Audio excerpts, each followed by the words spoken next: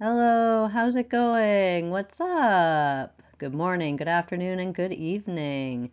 Today I'm going to teach you 5 really common greetings, a couple of easy greetings, and 2 common mistakes people make with greetings in American English. As you probably know, greetings are ways that we say hello to people when we meet them. And when I first came to Korea, almost 14 years ago, usually the greeting I heard most often was, "How are you?" And the response was, "Fine, thank you, and you?" And maybe you know this greeting, but if you watch American TV shows, Netflix, dramas, I bet you don't hear this very often.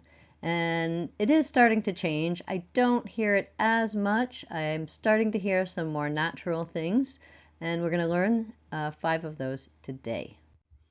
So, greetings. How are you? Fine, thanks, and you is too formal and not natural in most situations.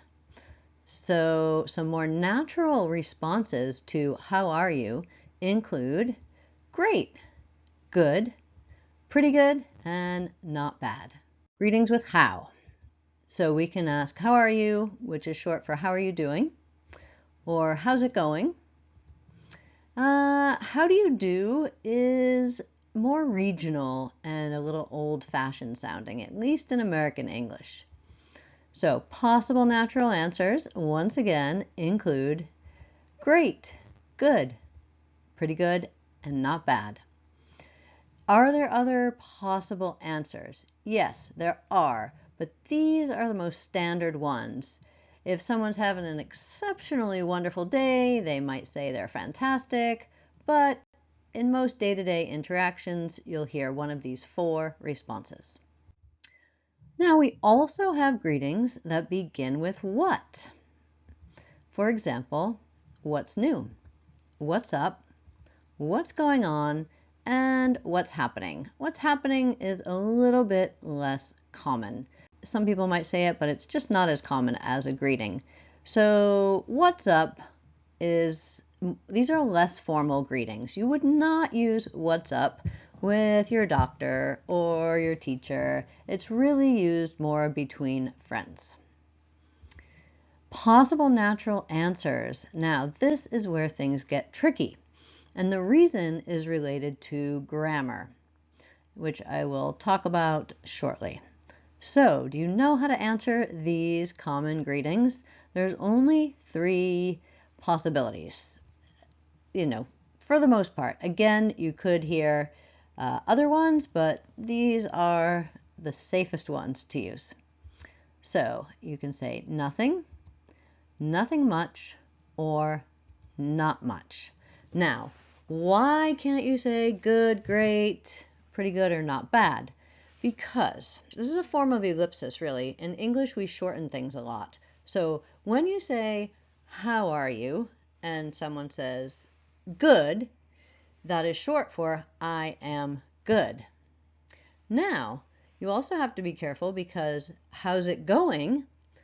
Then you can say good, but the actual full sentence is it's going good or well. We won't get into all the grammar, but yeah, so we just can say good. It's really, really common.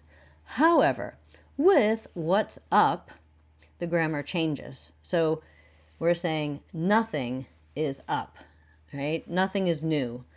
So we can't say good in this situation, right? Good is up. It doesn't work. So it goes back to the grammar and what the actual full sentence is. But in English, it's not super common to speak in full, complete sentences, especially not with greetings. They're quick, they're fast. So we just use the simple words.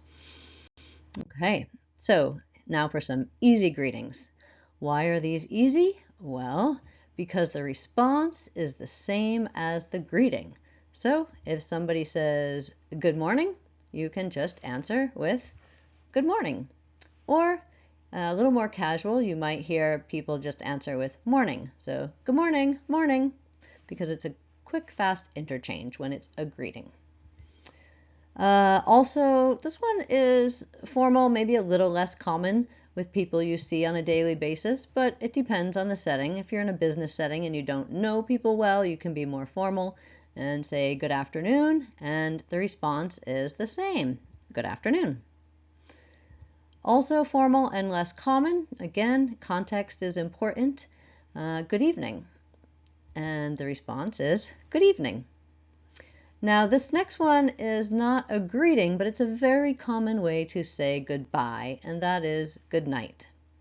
So you would answer with good night, and basically we use this when you're going home or you're going to bed soon, right? The parents might say good night to their children when they're putting them to sleep. So remember, it's not a greeting, but it kind of fits with these other expressions. Okay, a side note. Now this is really casual and formal, but hey, hey. To sound more natural, when you're greeting a friend, we often say hey first. For example, hey, what's up? Hey, how's it going? Or even just hey. If you're just really quickly passing, somebody's getting on an elevator, hey, hey. Very short, simple, and sweet. All right, so let's review those greetings. So we have how questions and what questions as greetings. So how are you? How are you doing? How's it going? Possible natural answers. Repeat after me. Great, good, pretty good, not bad. What questions? What's new? What's up? What's going on? Possible natural answers. Repeat, practice. Nothing, nothing much, not much. Next, we're going to look at 2 common mistakes. The first common mistake is, well, let's see if you can figure it out, okay? So what's the difference between it's nice to meet you and it's nice to see you? So it's nice to meet you is only used the very first time you meet someone, okay? After meeting someone once, we change it to it's nice to see you. And sometimes we just say nice to see you. So the words in parentheses, it's and again, are optional. So the longer something is, the less informal it is. So it's nice to see you again is more formal than it's nice to see you or just nice to see you. You could also say nice to see you again. Those are ways we can shorten it. So to remember the difference, you can think of the expression long time no see, right? So you've met somebody before and you're seeing them again. Nice to see you. Similar to, well, not similar to, but long time no see is obviously when you haven't seen someone for a long time. And in Korean, this is 오랜만입니다.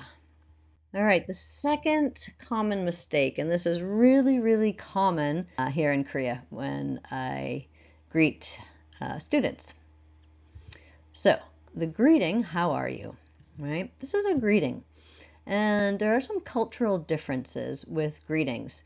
In Korea, a greeting here is have you eaten or have you eaten lunch? This is a greeting that goes back to, it has cultural historical roots. So it's a greeting. Have you eaten? We don't answer greetings with long detailed answers. We don't actually say, oh, yes, I ate eggs and toast and bacon, right? We return the greeting. So the same thing in English. If someone asks, how are you? And it's a greeting, you don't give a real answer. If you're tired, you're hungry, you're bad, you don't say it if it's a greeting, right? So this mistake is one where someone mistakes a greeting for a real question. So next, we need to look at the difference between a greeting and a real question, and it's about more than words, because the words are the same. So how do we know the difference between a greeting and a real question? There's 3 ways. The first is tone. How is it said? Speed. How slow or fast? And body language. what's happening, right? Let's look at each of these in detail. So in a greeting, the tone is rising, right? What's up? How's it going? And you can hear also the speed is fast, and the body language will often be moving or sometimes waving. This is not shaking your hand, this is waving, and smiling, right? It's a greeting. It's just a quick acknowledgement of somebody that you know, or in the United States, we also greet strangers and people that we don't know. It's just a way to be polite and friendly. Okay, with a real question, the tone is falling. So instead of the greeting, how's it going? It's, how's it going? So falling tone. The speed is slower. How's it going? Body language is often still, and there's focused eye contact. If I'm not walking off somewhere, I'm looking at you. How are you? Right? It sounds sincere. And the face is maybe more serious than a greeting, right? How are you? It means tell me, I really want to know. How are you? But the greeting, how are you?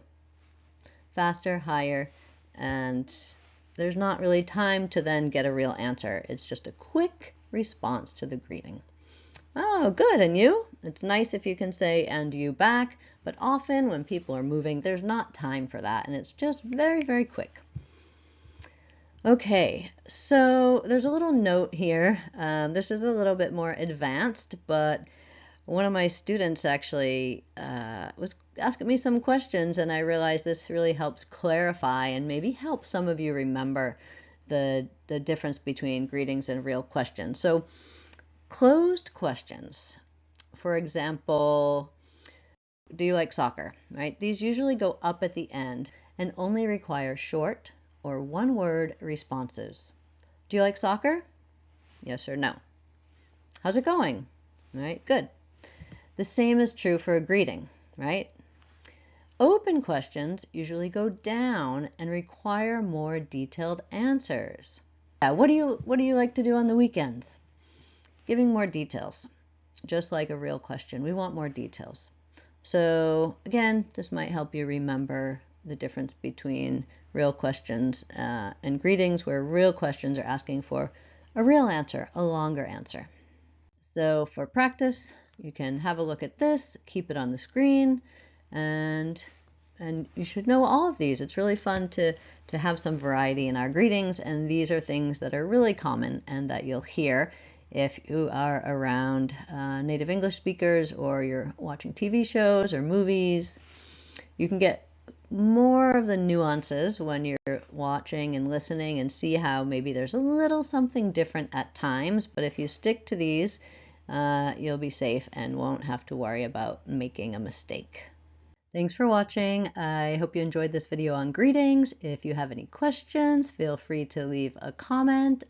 Be happy to hear from you, and subscribe if you enjoyed this video and want to learn more English with me. See you.